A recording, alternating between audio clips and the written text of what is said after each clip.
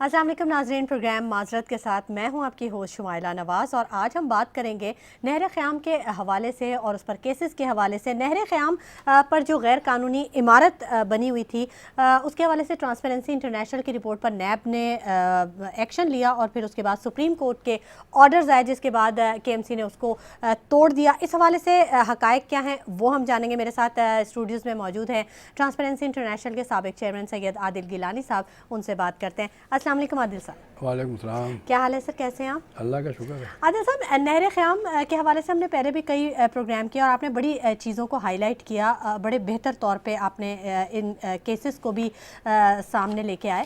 अब जो ये गैर कानूनी इमारत के हवाले से जो नैब ने नोटिस लिया और फिर सुप्रीम कोर्ट ने ऑर्डर्स जारी किए, क्या हक़ाइक़ क्या हैं इसके पीछे कि नहर क़याम का मसला हल क्यों नहीं होता सर? ये कब से चल रहा है ये?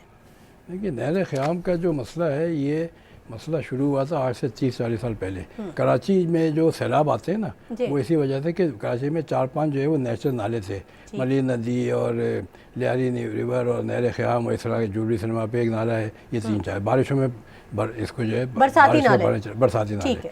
तो ये बरसाती नाले जो है ये उस वक्त कराची में आबादी सिर्फ 5 लाख की थी। बरसाती नाले उस सब आबादी को कैटर करते थे और 90% कराची का कच्चा एरिया था, तो पानी जज्ब हो जाता था।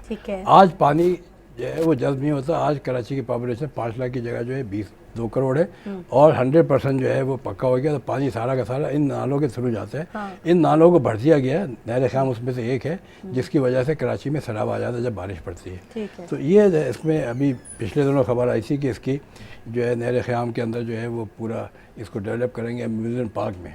तो ये लास्ट ईयर प्रोग्राम बना था इनका कराची डेवलपमेंट के चक्कर में और बड़ा अच्छा प्रोजेक्ट था कि इसके चारों तरफ दोनों तरफ जो है वो पार्क लगाए हैं। मगर उसके अंदर वो आर्किटेक्ट के और सब टीमों ने जो है वो उसको नहर को जो है एक्चुअली 180 फुट की ये नहर है। ठीक है। और ये प्लान जो है वो 180 फुट की हुई थी, मगर इसको क्या कहते हैं लैंड ग्रैबर्स ने 90 फुट कर दिया आखिर में आके और वहाँ पे मिनिमाइज कर दिया, उसको छोटा कर दिया और छोटा करके उसमें एक प्लॉट अलॉट कर दिया GC1।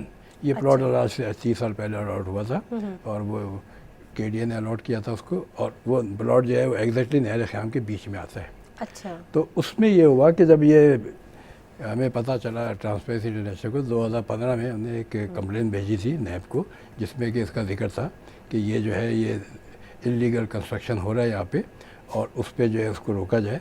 तो उस केस को जो है नैब ने उठाया और नैब ने इसकी इंक्वायरी शुरू की। तो पता चला कि ये तो लीगल है और हाई कोर्ट से इसके 3 केसेस हो चुके हैं और तीनों केस में इसको लीगल डिक्लेयर कर दिया गया है। तो हमसे पूछा गया कि नैब ने क्या बताया कि इसके अंदर आपकी तो कंप्लेन थी।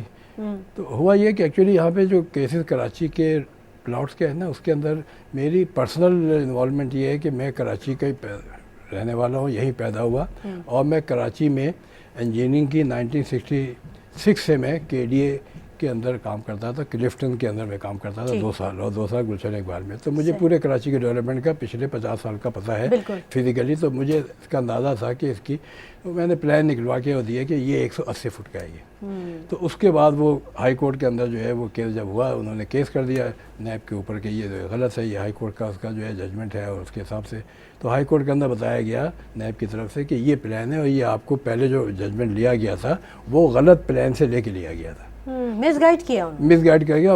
उसके बाद हाई कोर्ट के अंदर से वो उसकी खारिज हो गई। इन द मीन टाइम जो है कराची में चीफ जस्टिस ने नोटिस लिया था कि इलीगल कंस्ट्रक्शन को ख़त्म किया जाए। तो जस्टिस गुलजार इसके जो है इंचार्ज बने, उन्होंने आके यहाँ पर सारे के सारे इलीगल कंस्ट्रक्शन जो ख़त्म कराया था, जो प्लॉटों पे एम्प्रेस मार्केट साफ़ कराया कराची में, कोई 3,000 के करीब बिल्डिंगें तोड़ी हैं। तो उसमें यहाँ पर ये हुआ कि इसी प्रोजेक्ट के ऊपर जो है ये इन्होंने स्कीम बना दी थी जो नहर क़याम के डेवलपमेंट म्यूजियम पार्क पे, उस पर विज़िट कराया गया और उसमें यानी हानी मुस्लिम साहब ने इसको टेकअप किया कि ये कैसे म्यूजियम पार्क बन सकता है जब तक कि बिल्डिंग इसको हटाया नहीं जाए। वो सुप्रीम कोर्ट की तरफ से वो भी थे। तो उस पर जस्टिस साकिब निसार साहब और KMC के जो मेयर हैं वो गए, उन्होंने साइट पे उसको विज़िट किया और उन्होंने ऑर्डर दिया था कि भाई ये भी लीगल तोड़ दिया। तो इसको तोड़ा गया। ये पाकिस्तान की हिस्ट्री में 2nd बिल्डिंग है जो कि इलीगल कंस्ट्रक्ट हुई और टूटी। इससे पहले एक बिल्डिंग है जो कि बाग इब्न कासिम में टूटी थी जी। और वो उसके अंदर ये हुआ था कि वो भी यानी बिल्डिंग थी रिवॉल्विंग टावर के लिए बननी थी और उसको उन्होंने पूरी एक अपार्टमेंट बिल्डिंग बना दिया। तो वो भी सुप्रीम कोर्ट के ऑर्डर पे 40 साल पहले से चल रहा था केस, लास्ट ईयर उसको तोड़ा गया। वो इसी एक्शन में KMC ने तोड़ा उसको। तो इसके अंदर ये है कि हमने ये बताया कि एक इलीगल चीज़ को लीगल सुप्रीम कोर्ट नहीं करता। ठीक। और ये प्रोजेक्ट जो है ये शो करता है कि ये चीज़ जो है ये लीगल थी, उसको तोड़ा गया। और ये मगर इस्लामाबाद के अंदर सुप्रीम कोर्ट ने 2-3 प्रोजेक्ट को जो है वो जो इलीगल थे उसमें अपना कोई स्ट्रक्चर, ये कॉन्स्टिट्यूशन एवेन्यू में जो है वो बिल्डिंगें थी 2 टावर की, उसके अपार्टमेंट बना दिया, हालांकि वो होटल के लिए थी। और दूसरा जो है वो पूरा बनी गाला जो है वो इलीगल था, उसको फाइन देके लीगल डिक्लेयर कर रहे हैं। तो ये चीज़ उसको फिर चैलेंज कर दिया। इस्लामाबाद हाई कोर्ट के चीफ जस्टिस अतर मुल्ला ने जो कहा है कि अगर ये सुप्रीम कोर्ट के ऑर्डर्स हैं, हालांकि उन ऑर्डर्स को चैलेंज किया हुआ है सुप्रीम कोर्ट में, तो फिर तो ये है कि सारी की सारी इलीगल को लीगल करने पूरे बाकी बिल्कुल फाइन दे दिया जाए। तो वो नहीं हो सकता। मगर ये चीज़ है कि सुप्रीम कोर्ट जो है वो इतने आंखें बंद करके काम नहीं करती और ये चीज़ इसकी है। तो इसके अंदर जो बिल्डिंग का था, ये इस बिल्डिंग पे इत्तेफाक की बात है कि ये बिल्डिंग जो बन रही थी इसके अंदर जो मुल्ज़मान नॉमिनेट हुए थे उन्होंने पॉइंट आउट किया कि ये बिल्डिंग जो है वो हमारे को ज़बरदस्ती दी गई थी। अच्छा। और ये प्लॉट जो है हमें यहाँ पे ज़बरदस्ती दिया गया था और उसके लिए जो है प्लॉट जो है वो हमें एक ये जो मनी लॉन्ड्रिंग की जो केस है उसके अंदर एक पार्टी है उसने हमें ये दिया था और उसने हमने इसकी डील की थी, ज़बरदस्ती दिया और वो हमारा इससे कोई ताल्लुक़ नहीं, हमने इसमें कोई गलत काम नहीं किया। तो नैब ने इस पर केस भी लिया था और हाई कोर्ट के अंदर ये आपको दिखा रहे हैं स्लाइडें जिसके अंदर कि नैब ने कहा है कि इसके अंदर जो ये मनी लॉन्ड्रिंग का केस चल रहा है ये उसका ओमनी ग्रुप का, तो उसके अंदर जो है वो नैब ने एक ओमनी ग्रुप के एक जो है मालिक को जो है बुलाया है कि हमें इसकी जो है वो नैब से इसे तहकीकात करनी है। तो उसका नोटिस दिया था 31 जनवरी 2019 में अकाउंटली कोर्ट के अंदर। मतलब इसका लिंक जो है वो मनी लॉन्ड्रिंग इसका लिंक मनी लॉन्ड्रिंग केस से भी मिल गया है और इसके लिंक जो है वो पहले भी जो वो कैसे अलॉट हुआ था और कैसे कैंसिल हुआ और कैंसिल होकर दोबारा रिस्टोर हुआ।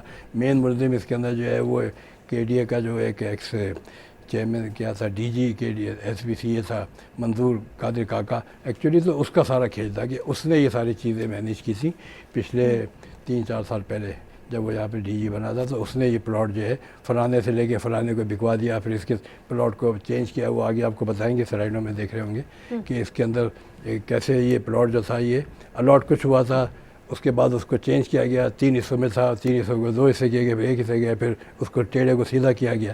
ये सारा का सारा जो है ये इसमें इन्वॉल्वमेंट जो है वो SBCA के DG और उसके साथ पूरे स्टाफ की है। तो उनका केस अभी तक जो है वो मोस्ट प्रॉब्ली रेफरेंस फाइल हुआ नहीं है नैब का। अच्छा। मगर इसके एक मुलजिम को उन्होंने अरेस्ट कर लिया है नैब ने, जिसमें जो इस चीज़ों की तफ्तीश आज का चल रही है ये। ठीक है।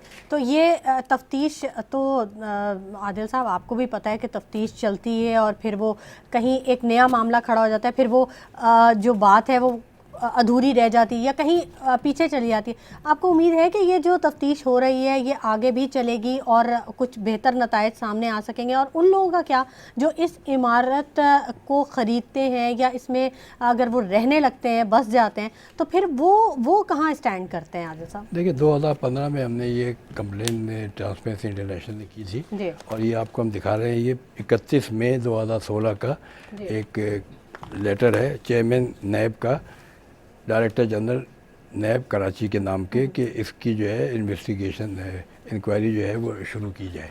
क्योंकि कुछ पावर्स होती हैं, कुछ DG के हाथ में होता है, कुछ उनके हाथ में होता है। तो उसके हिसाब से लीगल अलॉटमेंट पे इसके ऊपर उन्होंने शुरू किया। यू आर डायरेक्टर और deputy investigation officer for investigation, मतलब इंक्वायरी। पहले नैब के अंदर कंप्लेंट वेरिफिकेशन का स्टेज होता है, उसके बाद जो है वो इंक्वायरी होती है। इंक्वायरी में अगर सही निकलता है तो फिर इन्वेस्टिगेशन होती है, इन्वेस्टिगेशन के बाद रेशन फाइल हो जाता है। तो ये आज से कोई 3 साल पहले 2016 में इसकी इन्वेस्टिगेशन चेयरमैन साहब ने अप्रूव की थी, चेयरमैन नैब ने, और उसी के दौरान जो है ये सारे मसले कोर्ट के चलते रहे, उसकी वजह से ये डिले हो गया और अब ये अपनी जगह पहुंचने वाला है। इसमें आप देखेंगे कि स्लाइड के अंदर कि जो ये अलॉटमेंट हुई थी, ये अलॉटमेंट हुई थी इसकी जो लीज बनी थी ओशन व्यू के नाम पे KDA ने बनाई थी, उसमें इस प्लॉट के अंदर जो है कोई डायरेक्टर इनके थे Abdul Saeed son of mister Aziz. ये प्लॉट उस वक्त जो है 1991 की बात है ये। इसका प्लॉट का साइज़ है बड़ा, रेक्टेंगल दिखा दिया गया था, इसके आगे पीछे जो कुछ भी है। आदिल साहब मज़ीद भी आपसे हक़ाइक़ से आगाही हासिल करेंगे, लेकिन नाज़रीन वक्त हो गया एक छोटे से ब्रेक का। Stay with us.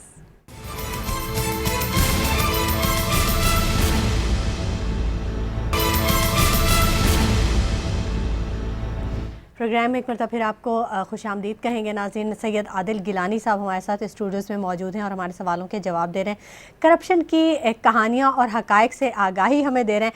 आदिल साहब, ज़रूर हम मज़ीद भी गुफ्तगू करेंगे नहर ख़याम के हवाले से, लेकिन उससे पहले मैं एक बात, जो एक नोटिस इंडस फार्मा की तरफ से आया हुआ है, मैं उसका जवाब आपसे जानना चाहूँगी कि वो क्या है नोटिस, ज़रा उसका बताइएगा। वो पिछले प्रोग्राम में एक्चुअली एक दवाइयों के ऊपर जो है प्रोग्राम किया था कि दवाइयों की कीमतें जो हैं वो ड्रैप ने महंगी कर दी, उसकी वजह से पाकिस्तान के अंदर दवाई मच गई। तो उसमें एक हमने कहा था कि क्योंकि फार्मास्यूटिकल इंडस्ट्री की एक एसोसिएशन है, तो एसोसिएशन जो है वो कोर्ट में गई, कोर्ट के अंदर वो एसोसिएशन की तरफ से वकील भी गए होंगे, तो उसके जो एसोसिएशन के प्रेसिडेंट हैं या चेयरमैन है जाहिद सही साहब, उनका नाम ले लिया था कि वो उनकी कंपनी यानी एसोसिएशन ने जाके ये किया है और उसकी वजह से जो है ये सारा का सारा। तो कोर्ट में गए, कोर्ट में जाके हुआ है। तो हमने कोई किसी की दिल आज़ारी की हमें उसमें नहीं थी, ना हमने उनके लिए कहा कि उन्होंने कोई चीज़ गलत की है, बल्कि कोर्ट के ऑर्डर्स है जिसकी वजह से हुआ है। तो गलती अगर हुई है, कोई चीज़ अगर है, तो वो ड्रैप की नाअहली है जिसमें एक वजह से कीमतें बढ़ गई हैं। और इसके जब कोर्ट ने ऑर्डर भी दिया था तो उसके अंदर इनके फार्मास्यूटिकल के वकीलों ने कहा भी था कि हम इस ऑर्डर को नहीं मानते, हमारे इससे कोई ताल्लुक नहीं है, बट हम इसको, हमारे इसमें कोई इन्वॉल्वमेंट नहीं है। तो इनका तरफ कोई किसी किस्म का इशारा नहीं था। अगर दिल आज़ारी हुई है तो हमें इसका अफसोस है और हम इसकी जो है वो तशरीह अभी इस वक्त प्रोग्राम में कर रहे हैं कि हमारा कोई भी मकसद किसी की बेहरमती या बदनाम करना नहीं है। हम तो सिर्फ ये बताना चाहते हैं कि इस मुल्क की बेहतरी के लिए क्या क्या चीज़ें होनी चाहिए और क्या क्या डॉक्यूमेंट्स हैं, क्या क्या कोर्ट ऑर्डर्स हैं, उसको देख के हमने बताया कि ये क्योंकि इसके अंदर ये चीज़ें हैं, तो हमें इसके लिए कोई ऐसी ख़ास बात नहीं है। ठीक है, और हमारे प्रोग्राम का तो नाम ही माजरत के साथ है तो वो तो बहरहाल। अच्छा, अब हम वापस अपने टॉपिक की तरफ आते हैं। आदिल साहब, हम बात कर रहे थे ब्रेक पर जाने से पहले नहर ख़याम के हवाले से, आप बात कर रहे थे और उस पर जो इमारत और जो सुप्रीम कोर्ट का नोटिस और वो सारी चीज़ें, तो काइंडली आप अपनी गुफ्तगू को कंटिन्यू कीजिएगा। देखिए, इसके अंदर ये 1991 के अंदर ये प्लॉट की लीज हुई थी ओशन व्यू के नाम पे।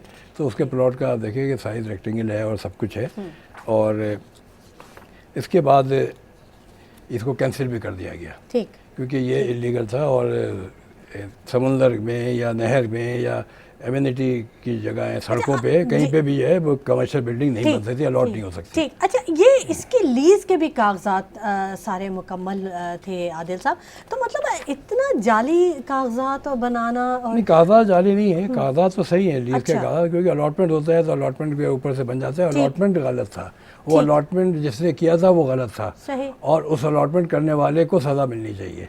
जिसने अलॉट कराया था अगर वो इन्वॉल्व है तो उसको भी सज़ा मिलनी चाहिए।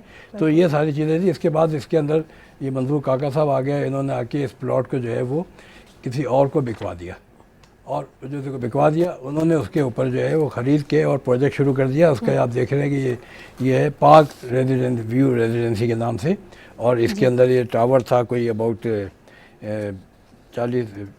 17 स्टोरी की बिल्डिंग और बेसमेंट और कमर्शियल, और इसको जो है 2018 के दिसंबर में ख़त्म होना था।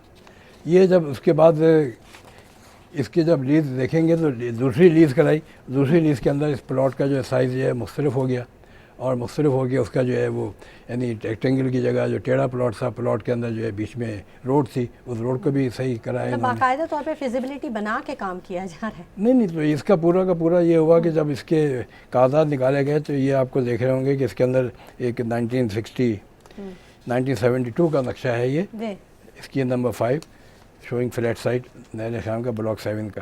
तो इसमें ये आप देखें कि ये पूरा 180 फीट वाइड नहर ख़याम। मैंने बताया ना कि मैं तो इसमें 1972 में 1966 से 1970 तक मैं KDA में असिस्टेंट एग्जीक्यूटिव इंजीनियर था, और क्लिफ्टन की डेवलपमेंट में मेरा बात है कि सारा का सारा प्लॉट्स का। तो इसके अंदर अभी बहुत सारे हम अगले प्रोग्राम में कैसे तो बताएंगे। आप तो रूट जिसमें कि- लेवल से चीज़ों को जानते हैं। हम चीज़ों को और डॉक्यूमेंट की वे से बात करते हैं। हम कोई हेरसे की बात नहीं करते, कोई अफवाह की बात नहीं करते, कोई चिड़िया नहीं आती, बल्कि हम तो डॉक्यूमेंट की बात करते ठीक है। हैं। 180 फीट का ये जब कोर्ट को दिया गया तो कोर्ट ने इसको जो है वो बिल्कुल समझ के और ऑर्डर को जो है रिवर्स कर दिया कि ये इलीगल है। इसके बाद यानी आप देखें कोर्ट के ऑर्डर है, ये 3 केसेस हैं उसका कि ये सब लीगल है ये, क्योंकि इसमें लिखा हुआ है कि विड्थ ऑफ द नाला is 180 feet intact, whereas the paragraph C, the counter file with this that the width of the nala is 100 feet, और ये जो 100 फीट के बाहर है नहर ख़याम के, तो इसलिए इसको हमको अलाउ कर रहे हैं। तो हालांकि 100 फीट नहीं है, 180 फीट है ये। सही। तो इसके हिसाब से फैक्ट्स एंड फिगर ही अगर गलत दे दिए जाएंगे तो फिर ये दोबारा लिया ओशन व्यू के judgment उनके जो डायरेक्टर थे उन्होंने लिया। उसमें आप देखेंगे डॉक्यूमेंट अभी दिखाया जा रहा है उसके अंदर कि ये इनके जो विटनेसेस हैं, एक है रियाज लद्दाख, एक है खालिद मसूद, ये विटनेसेस हैं इसके। ये रियाज लद्दाख जो है इस कंपनी को इन्होंने कंस्ट्रक्शन करना शुरू कर दिया था। ये जो 8 स्टोरी की बिल्डिंग बन गई थी, ये रियाज लद्दाख की कंपनी है, उन्होंने बनाना शुरू किया था ये। और इसमें इन दोनों डॉक्यूमेंट के अंदर भी आप देखेंगे इन दोनों के साइन हैं। मगर यहाँ का तरीक़ेकार ऐसा होता है कि इन जो बिल्डर है उसका नाम आता ही नहीं है। नाम पे बिकता है मगर उसके नाम आता है, ज़मीन जिसके नाम पे उसका होगा या आर्किटेक्ट का होगा, और बीच में से बिल्डर जो है वो गायब हो जाता है। ना उस पर कोई नैब एक्शन ले सकती है, ना कोर्ट एक्शन, क्योंकि उसका नाम ही नहीं है ना कहीं उसका नाम ही नहीं है। ठीक है। तो ये सारा का सारा है, ये आपको दिखा रहे हैं अगली स्लाइड में, जिसमें कि ये इसके 3 डिफरेंट मैप्स हैं प्लॉट्स के, जो कि एक पर्टिकुलर तारीख को जो है इशू हुए हैं। 8 अप्रैल 2014 उसमें ये तीनों जो प्लान है ये डिफरेंट आप देखेंगे। इसमें हर एक पे तारीख एक ही है, और ये है जालसाजी जो आप बात कर रही हैं कि जालसाजी कैसे हुई। ये जालसाजी है कि एक दिन में, मतलब ये बाद में हुआ होगा, बैक डेट के अंदर पहले एक कर दिया और नहीं माना होगा बंदा कोई, उसने फिर दूसरा चेंज करी। ये सारा काम जो है मंजूर काका ने किया है, और इसकी वजह से इनके जो सारे के सारे केसेस जो है वो सामने आ गए। और इस वक्त जो है वो आप इसकी बिल्डिंग की जो है वीडियो भी देखेंगे कि जो बिल्डिंग बन रही थी तो 2-3 साल पहले हमने वीडियो ली थी और वीडियो चलाई थी, और उसके बाद जो है वो वीडियो के अंदर पूरा का पूरा बताया गया है कि ये दिख रहा है कि ये बिल्डिंग जो है ये बिल्कुल बीच में है, ठीक, नहर ख़याम के। फिर इसके बाद जो अभी इसी साल जनवरी में इसको तोड़ा गया, तो उसकी वीडियो भी जो है वो आपको दिखाई जा रही है। तो इसमें जो आप देखें कि इसके अंदर जो सारा खेल खेला था, मंजूर काका की अप्रूवल मौजूद है, ये डॉक्यूमेंट मौजूद है। ये 8/4/2014 का प्रपोजल था ये, जिसमें वो 8/4/2014 में इन्होंने 3 नक्शे पास किए जी, ठीक है ना। ये 8/4/2014 का सेकेंड लास्ट पेज है, जिसमें कि प्रपोजल है कि ये जो है इसको अलॉट किया जाए, कि ये इसके अंदर ज़मीन जो है वो बेयरिंग नंबर सब सही है और इसको जो है दे दिया जाए। ठीक है। ये सर्वे ऑफ दिस थिंग, तो रिपोर्ट अवेलेबल प्रिपेयर में प्लीज़ भी pursued and approve if agreed. ये एग्रीड जो है वो उसको लिया डीजी को, डीजी के साइन है, उसने एग्री कर दिया, नीचे मार्क कर दिया, और इसके बेसिस पे ये प्रोजेक्ट जो है इसकी वजह से इसका हो गया। मगर इसमें अब होता यह है कि पाकिस्तान में कंस्ट्रक्शन सारे के सारे जो है ना इलीगल, कराची में और लाहौर में और इस्लामाबाद में आप देखेंगे बहुत यानी लैंड माफिया जो है वो चल रहा है। तो इनको पकड़ना जो है बड़ा मुश्किल है कि इसके पीछे जो है वो यानी कुछ कागजात चेंज हो जाते हैं, कुछ इनके वकील आके कोर्ट से यानी डिले करा देते हैं। पॉलिटिकली इन्फ्लुएंस तो अपनी जगह होगा, मगर कोर्ट के आगे तो पॉलिटिक्स नहीं आती ना। कोर्ट तो कोर्ट है, मगर कागजात डिले होना प्लस कोर्ट में डिले होना केस का। एक केस अगर चल रहा है मून प्रोजेक्ट था वहाँ पे गुलशन जौहर में, जिसके अंदर के पूरा का पूरा रेलवे की ज़मीन पे इलीगल प्रोजेक्ट था। हाई कोर्ट ने उसका फैसला दे दिया कि तोड़ दिया जाए, तो पूरे उसके जो वो थे रेजिडेंट से वो आ गया कि हम कहाँ जाएंगे। सही। तो उसकी वजह से मतलब थर्ड पार्टी इन्वॉल्वमेंट का सोच के और डिले करके ये बिल्डर जो हैं ये करते रहे हैं आज तक की हिस्ट्री में, और इस चीज़ को बंद करना जो है इसलिए बहुत ज़रूरी है कि ये कोर्ट जो है और इसको जो है वो यानी जजेस जो हैं वो दायरे के डॉक्यूमेंट के ऊपर जाते हैं कि जज के पास डिपार्टमेंट भी इनके साथ मिला हो और अगर वो कागजात डिपार्टमेंट की तरफ से भी आ रहे हैं और बिल्डर की तरफ से भी आ रहे हैं, इंजीनियर की तरफ से, आर्किटेक्ट की तरफ से आ रहे हैं, तो फिर कोर्ट क्या करेगा? कोर्ट तो अंधा होता है, कोर्ट के बाद तो डॉक्यूमेंट होते हैं, उसको अपनी नॉलेज हो भी वो कुछ नहीं कर सकता। तो इस चीज़ के अंदर जो है इस नहर ख़याम की जो प्रोजेक्ट है, ये पाकिस्तान की हिस्ट्री में पहला प्रोजेक्ट है जिसके अंदर के इलीगल होने की वजह से और एक एमिनिटी एरिया के अंदर अलॉटमेंट इसकी गलत हुई। और इसमें एक नहीं है, इसके अंदर कम से कम 20-25 एक्यूज़ आएंगे जिन्होंने शुरू में अलॉट कराया था, जिन्होंने शुरू में अलॉट किया था इसको, फिर उसके बाद कैंसिलेशन हो गई, कैंसिलेशन के बाद जो दोबारा उसको रिस्टोर किया, फिर उसके जो पिछले ओनर थे जिन्होंने अलॉट कराया था, तो नए ओनर हैं, नए ओनरों ने उसको जो है वो ख़रीदा। क्यों ख़रीदा? उसके ख़रीद के उसके ऊपर चले, ख़रीदना तो होता है, ये चीज़ बिक रही है, सामने वाले को नहीं पता होता, मगर उसके उन्हें ख़रीदने के बाद उसके अंदर चेंजेस कराई, वो नए बिल्डर से कराई हैं, नए ओनर से कराई हैं, तो उसमें चीज़ें अभी आनी हैं हम सामने। ठीक है आदिल साहब, मज़ीद भी गुफ्तगू के सिलसिले को जारी रखेंगे। नाज़रीन, इदारों के अंदर मौजूद जो गलत लोग होते हैं वो भी बहुत ज़्यादा नुकसान देते हैं मुल्क को, कौम को। मज़ीद भी बात करेंगे, लेकिन वक्त हो गया एक ब्रेक का, हमारे साथ रहिएगा।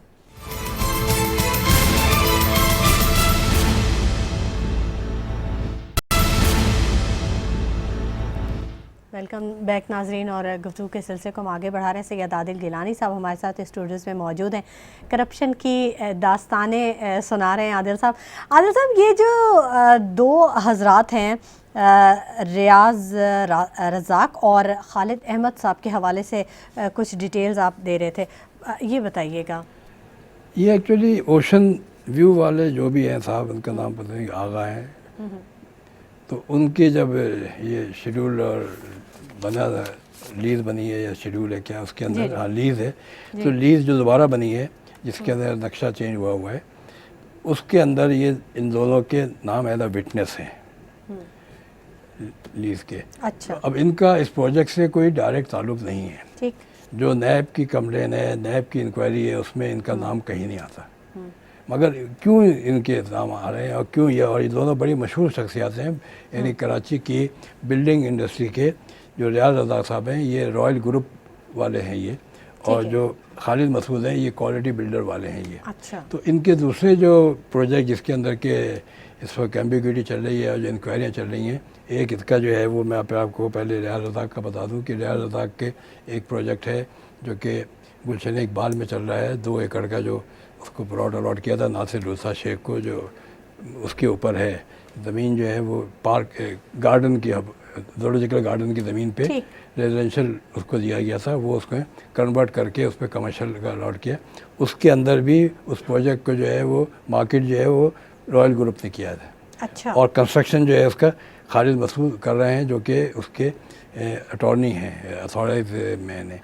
तो इन्हीं के जो है वो दूसरे प्रोजेक्ट हैं जो रॉयल के हैं। एक KDA के DHA के राउंड अबाउट पे एक बिल्डिंग बन रही है रॉयल अपार्टमेंट की। ये ज़मीन जो है ये मलिर नदी की ज़मीन है, जो कि पहले पूरी मलिर रिवर का पार्ट था, और इसकी अलॉटमेंट जो है वो इलीगल हुई थी कि वो यानी उसमें कागज़ों में जालसाजी हुई कि किसी और दे के अंदर था, और वहाँ से 1936 के अंदर वहाँ से यहाँ ट्रांसफ़र कर दिया कागज़ों में, उसको दे मलिर में डाल दिया गया। तो ये उसके अंदर बना रहे हैं। फिर इनका और भी प्रोजेक्ट्स हैं, तो इस प्रोजेक्ट के अंदर भी इनका नाम आ रहा है कि ये जो है इस प्रोजेक्ट के बिल्डर थे, और ये इन्होंने सारा किया था और सारी डील भी कराने में इनका हाथ था। अच्छा। तो खालिद मसूद साहब का जो है वो प्रोजेक्ट जो है वो एक DHA के अंदर जो है वो 340 एकड़ का तारिक आगा का केस है, बड़ा मशहूर, जो कि वो मलिर नदी के बीच में ज़मीन अलॉट करा दी थी 340 एकड़ की अपनी बीवी के नाम, गुलजार बेगम के नाम। अच्छा। और फिर उसके साथ इनका कॉन्ट्रैक्ट हो गया था 3 बंदों का, एक पहले सिनेमा वालों का आसिफ था, एक क्वालिटी बिल्डर के खालिद मसूद थे। फिर उसको जो है वो नैब का केस हो गया, वो अरेस्ट हो गए, और नैब का केस हुआ तो जब उसमें चेयरमैन मुनीर हफीज़ से नैब ने उसको कैंसिल भी करा दिया प्लॉट को। फिर उस प्लॉट को जो है पिछले दिनों उन्होंने रिस्टोर करा के ये हाशवानी ग्रुप को भेज दिया था।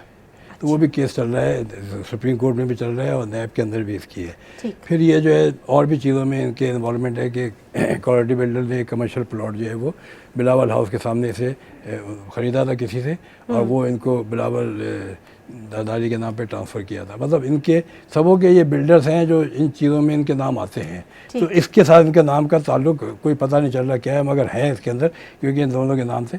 चीज़ ये है कि हमारा बिल्डर जो है वो एक दुनिया में हर जगह real estate is a must. आज भी हमारे गवर्नमेंट जो है वो कितने 1 करोड़ मकान बनाने के उसमें प्रोग्राम में चल रही है, मगर 50 लाख मकान 50 लाख मकान है, मगर उसके अंदर ये है कि ये क्लाइंट की और उसकी सिक्योरिटी बहुत ज़रूरी है। दुनिया में हर जगह ये होता है कि इसकी जो है वो एक अदारा होता है जो इसको कंट्रोल करता है। जैसे दुबई यूएई के अंदर जो है वो रेरा है जो इसका कंट्रोल करता है, और सारा का सारा वो एनओसी देते हैं, वो देखते हैं कि जैसे बिल्डर कौन है, जेन्युइन प्लॉट है कि नहीं है। इंडिया में भी होता है, फिर उसके अंदर उसकी एस्क्रो अकाउंट होता है। पाकिस्तान में भी ये था, पाकिस्तान में भी ये इसका जो रेरा का जो है रिप्लेसमेंट जो है वहाँ एससीसीपी में रोल बनाया था, रूल कि इसको जो है हर बिल्डर जो है उनसे एनओसी लेगा और उसे और उनको यानी जब तक एनओसी देंगे एडवर्टाइज नहीं कर सकता। ठीक है। ये रूल जो है ये 2008 के अंदर एससीसीबी में उन्होंने कैंसिल करा दिया। ये 2002 से चल रहा था। 2008 के अंदर एससीसीबी ने इसको टर्मिनेट कर दिया किसी के कहने पे। कोई बिल्डर होगा बड़ा, उसने कि ये इसको जो है ये क्योंकि ये प्रोविंशियल हो गया है जब से ये 18 अमेंडमेंट आई है, तो ये नहीं हो सकता। अब दोबारा 2015 के अंदर ये रूल एससीसीबी के उसमें आ चुका है कि ये बहुत ज़रूरी है, ठीक है, कि ये रूल चला जाए ताकि पब्लिक की सेफ्टी के लिए, मनी की सेफ्टी के लिए कि जेन्युइन प्लॉट है कि नहीं है। तो नया जो एक्ट बना था एससीसीबी का 2017 में, उसके अंदर ये रूल मौजूद है और इसको रजिस्टर कराना ज़रूरी है। मगर उसमें एक क्लॉज लगवा दी गई थी पिछली हुकूमत के ज़माने में इसाक डार साहब ने कि ये गवर्नमेंट अप्रूव करेगी तब ये होगा, इफेक्टिव होगा। अब गवर्नमेंट अप्रूव करेगी। एससीसीबी का बॉस कौन है? एससीसीबी का बॉस जो है वो है मिनिस्टर ऑफ फाइनेंस। ठीक है। मिनिस्टर ऑफ फाइनेंस इसाक डार साहब से, उन्होंने नहीं किया। अब पिछले दिनों तो इनको तो पता ही नहीं चला था हमारे असद उमर साहब को, मगर इधर अब जो आ गए हैं ये हफीज़ शेख साहब आ गए हैं, ये मिनिस्टर हैं, तो इनका फ़र्ज़ है कि इसको इफेक्टिव कराएं। एससीसीबी के पॉलिसी बोर्ड के जो चेयरमैन है खालिद मिर्ज़ा, उनका फ़र्ज़ है कि इफेक्टिव कराएं ताकि पब्लिक की सेफ्टी के लिए जो लॉ बन चुका है उसकी इफेक्टिव होना और क्यों इफेक्टिव नहीं हुआ इसकी इंक्वायरी भी कराई जाए। इम्प्लीमेंटेशन बहुत ज़रूरी है, सिर्फ लॉ बना देना और ये लॉ कोई नया लॉ नहीं है, कोई हमने कोई यानी we are not invented wheel hair.